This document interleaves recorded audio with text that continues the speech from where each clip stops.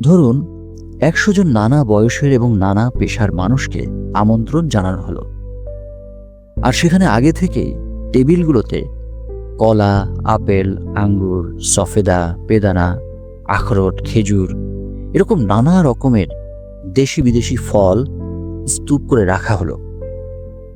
আপনি দেখবেন মানুষেরা কোনো কোনো ফল বেশি পছন্দ করবে, যেগুলো মৌসুমি ফল কিংবা মৌসুমের নতুন ফল কিংবা যেগুলো বিদেশি ফল, সেই ফলগুলোর প্রতি কিন্তু মানুষের পছন্দের অনুভব বেশি সৃষ্টি হবে। এই যে পছন্দের অনুভবে ভিন্নতা, এই ভিন্নতা কেন হয় জানেন? আপনি হয়তো বলবেন মানুষের পছন্দ আলাদা, তাই পছন্দের ভিন্নতা আলাদা। কিন্তু আমরা যে সত্যটুকু প্রায় জানি না, তা হলো আমাদের প্রতিটি অনুভবের পেছনে আসলে লুকিয়ে আছে একটা গভীর বিজ্ঞান। যখন কোনো খাবারের দিকে আমাদের দৃষ্টি পড়ে, মুহূর্তেই সেই তথ্য আমাদের মস্তিষ্কে পৌঁছে যায়। মস্তিষ্ক তখন শরীরের পুষ্টির ঘাটতি এবং আগের অভিজ্ঞতাগুলোকে মিলিয়ে এক জটিল হিসাব শুরু করে।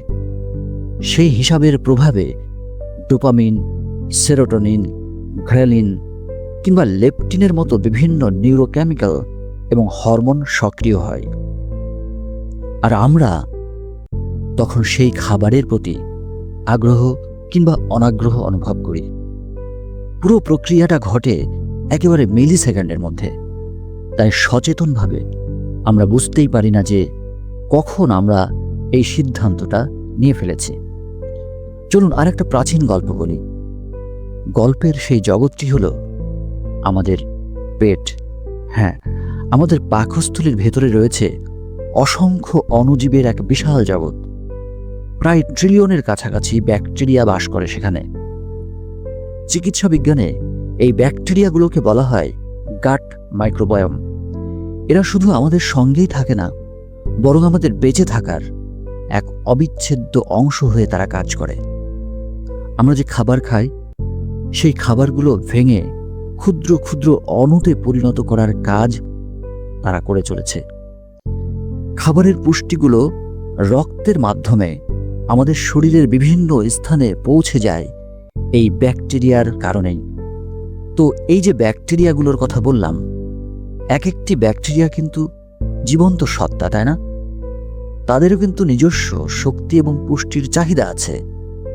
তাই এই ব্যাকটেরিয়ার দল আমাদের পেটের ভেতরের স্নায়ুতন্ত্রের সাথে যোগাযোগ করে, যাকে বলা হয় গাট ব্রেইন অ্যাক্সিন। যখন ব্যাকটেরিয়াদের কোনো নির্দিষ্ট ধরনের পুষ্টির প্রয়োজন হয়, তখন তারা আমাদের অন্ত্রের দেওয়ালে থাকা নিউরনের মাধ্যমে সংকেত তৈরি করে। সেই সংকেত ভেগাস নার্ভ পথ ধরে আমাদের মস্তিষ্কে পৌঁছায়। মস্তিষ্ক তখন আমাদের অনুভবে এমন খাবারের প্রতি আকর্ষণ বা ইচ্ছা তৈরি করে যেখানে সেই প্রয়োজনীয় পুষ্টিটি রয়েছে। কি অদ্ভুত ব্যাপার, ভেবে দেখুন তো। পুষ্টি দরকার ওই ব্যাকটেরিয়ার, আর আমি ভাবছি ইচ্ছে। তো শুধু খাবার, পানি, শীত গরম কিংবা সুর আর সুগন্ধই নয়, আসলে আমাদের জীবনের সব ইচ্ছে এবং অনুভবের পেছনেই এমন সব জটিল বৈজ্ঞানিক প্রক্রিয়া রয়েছে। ধরুন ঈদের বাজারে শাড়ি কেনার দৃশ্য।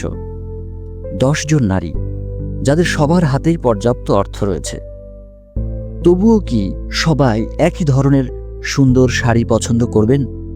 না, কারণ রং, নকশা, স্মৃতি, সামাজিক প্রভাব, এমনকি ব্যক্তিগত জেনেটিক্যাল গঠন সব মিলিয়ে সেখানে কাজ করে অনুভব সৃষ্টি এবং অনুভব নিয়ন্ত্রণের সূক্ষ্ম এক বিজ্ঞান। অনুভব করার শক্তিই হলো বিজ্ঞান। তাই এখান থেকেই এসেছে নিউরো মার্কেটিংয়ের ধারণা। আপনি নিজেও হয়তো অনেকবার নিউরো মার্কেটিংয়ের শিকার হয়েছেন, কিন্তু বুঝতে পারেননি। কখনো কি আপনার এমন অভিজ্ঞতা হয়েছে যে আপনি হয়তো শুধু ডিম কিনতে সুপারমার্কেটে ঢুকেছিলেন, কিন্তু বের হয়েছেন নানা জিনিসে ভর্তি ব্যাগ হাতে নিয়ে? আসলে দোকানে রাখা পণ্যের বিন্যাসগুলো, প্যাকেজিং পদ্ধতি, দোকানের ঘরের আলো, ছড়িয়ে দেওয়া সুগন্ধ, রং, ব্যাকগ্রাউন্ড মিউজিক, ডিসকাউন্ট অফার সবকিছু মিলিয়ে এমনভাবে ডিজাইন করা থাকে যেন আপনার মস্তিষ্ক ধীরে ধীরে আরও বেশি কেনার জন্য সিদ্ধান্ত নেয়। প্রয়োজনীয় জিনিসগুলো অনেক সময় একেবারে দূরের প্রান্তে রাখা হয়, যাতে দীর্ঘ পথ পেরোতে গিয়ে আপনি অসংখ্য আকর্ষণীয় পণ্যের সামনে এসে পড়েন। ক্যাশ কাউন্টারে কার্ড পেমেন্টের উৎসাহ দেয়া হয়, কারণ কি জানেন? আমাদের অন্তরে নগদ টাকা খরচ করার সময় এক ধরনের মানসিক বাধা সৃষ্টি হয়, কিন্তু কার্ডে পেমেন্ট করার সময় সেই খরচের মানসিক বাধা কমে যায়। গবেষণায় দেখা গেছে কার্ডে পেমেন্ট করলে মানুষ তুলনামূলক বেশি খরচ করে। আপনি হয়তো লক্ষ্য করেছেন, পরীক্ষার সময় এলেই ছাত্রদের মধ্যে হঠাৎ পড়ালেখার আগ্রহ বেড়ে যায়। মানুষ টাকা জমায়, স্বপ্নের মতো বাড়ি বানাতে জীবনভর পরিশ্রম করে, অথচ নিজের মৃত্যুর দিনটাকে মানুষ ভুলে থাকতে চায়। এই যে চাওয়া, চেষ্টা করা, ভুলে থাকা কিংবা কোনো কিছুর কাছে বারবার ফিরে আসার আকাঙ্ক্ষা, সব কিছুর মূলেই রয়েছে কিন্তু অনুভবের বিজ্ঞান। আচ্ছা বলুন তো, এই যে হাজারো অনুভবের মাঝে আমরা দিন কাটাই, সেই অনুভবগুলো কি সব সময় সত্যি? না, অনেক সময় আমাদের অনুভব ভুল হয়। স্বপ্নের ভেতরে আমরা এমন বাস্তবতা অনুভব করি যা জেগে উঠলেই ভেঙে যায়। জাদুকরের কৌশলে চোখ ধাঁধিয়ে যায় আমাদের। সিনেমার দৃশ্য শরীরে শিহরণ জাগিয়ে তোলে। তেঁতুলের ছবি দেখলেই জিভে জল আসে। এগুলো আমাদের মস্তিষ্কের তৈরি আসলে ভ্রান্ত অনুভবের এক একটা উদাহরণ। স্কোপোলামাইন এই রাসায়নিকটি বাতাসে ছড়িয়ে দিয়ে মানুষের অনুভব শক্তিকে সাময়িকভাবে নিয়ন্ত্রণ করা যায়। আর সেই শক্তিকে ব্যবহার করে কৌশলে সংঘবদ্ধ চুরির ঘটনার কথা আপনি প্রায় শুনেছেন, রাইট?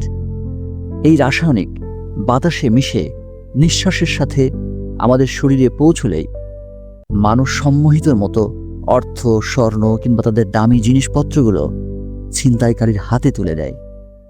পিটোসিন স্প্রে করা রুমে যদি আপনি বসে থাকেন আর সেখানে যদি কোনো ব্যবসায়িক নেগোসিয়েশন করেন, তখন আপনি নিজের অজান্তেই দেখবেন আপনি আপনার প্রতিপক্ষের বিষয়ে অন্য যে কোনো সময়ের তুলনায় অনেক বেশি হৃদ্যতা, ভালোবাসা এবং ট্রাস্ট অনুভব করছেন। এটা কিন্তু আসলে ওই পিটোসিন স্প্রে অর্থাৎ অক্সিটোসিন নামক একটা হরমোন কেমিক্যালের প্রভাবেই এমনটি ঘটছে। এমন আরও অনেক রাসায়নিক রয়েছে যা দিয়ে মানুষের অনুভব শক্তিকে পরিবর্তন করে দেয়া যায়। তবে রাসায়নিক ব্যবহারের মাধ্যমে মানুষের অনুভব বদলে দেওয়ার ফলাফল কিন্তু ক্ষণস্থায়ী, কিন্তু দীর্ঘমেয়াদেও মানুষের অনুভব নিয়ন্ত্রণ করার বিজ্ঞান রয়েছে। এই বিজ্ঞান দিয়ে জনগণের ইচ্ছে, মানুষের চেতনা আর মানুষের জীবনবোধ সবই বদলে দেয়া যায়, বদলে দেয়া হচ্ছে।